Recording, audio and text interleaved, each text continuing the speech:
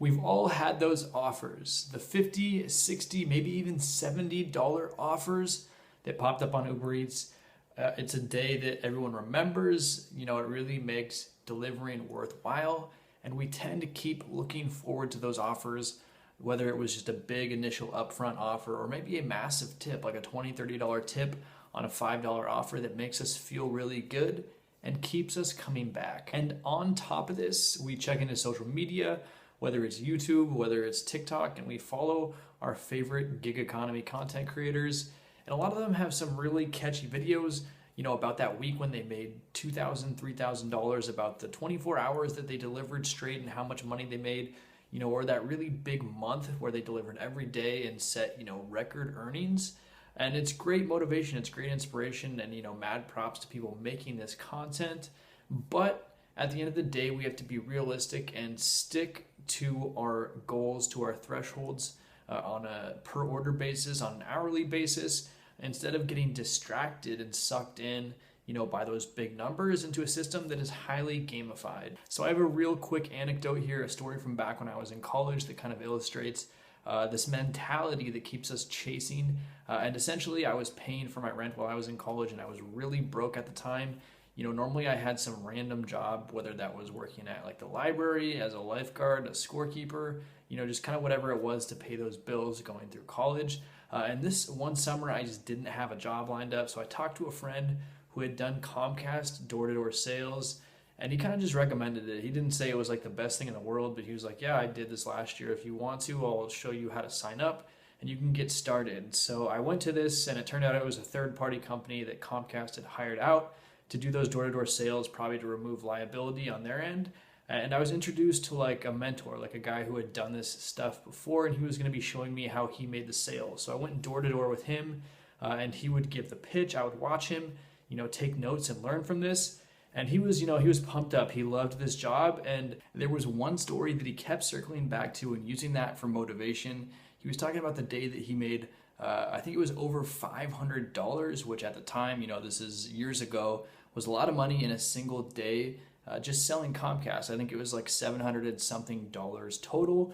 And he had some big triple plays, I think what they called them, where you sign people up for the phone, for the internet, for the TV, and, you know, a bunch of other packages combined, which were these huge payouts. And he had 3 or 4 of them in the same day, which was just unheard of. And he always talked about that.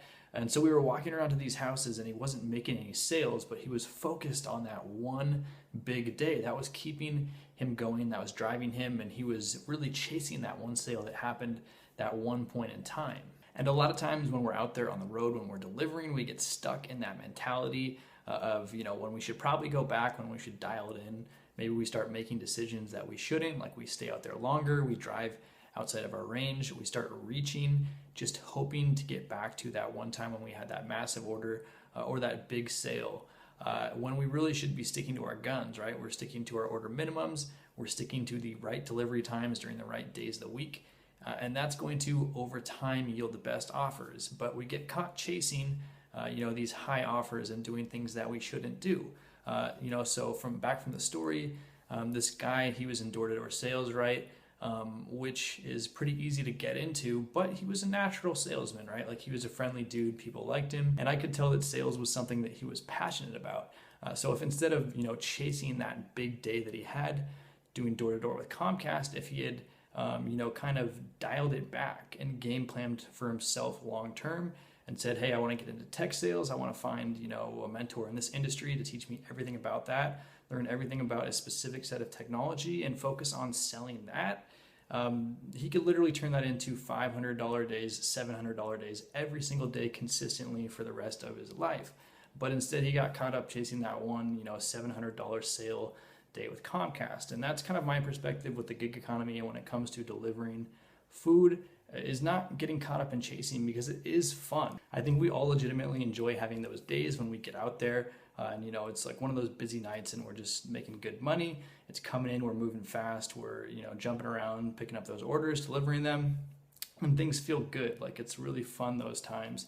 But it's important to kind of remember this perspective here, and, you know, what days we want to deliver, what our order minimums are, what times of the day to deliver, and only be focusing on those times and be doing other stuff that can build long term during the other days, instead of getting caught up in this chase and this gamification that is really just running rampant in the gig economy. So I recommend taking just a quick step back right now and thinking about what your goals are with the gig economy.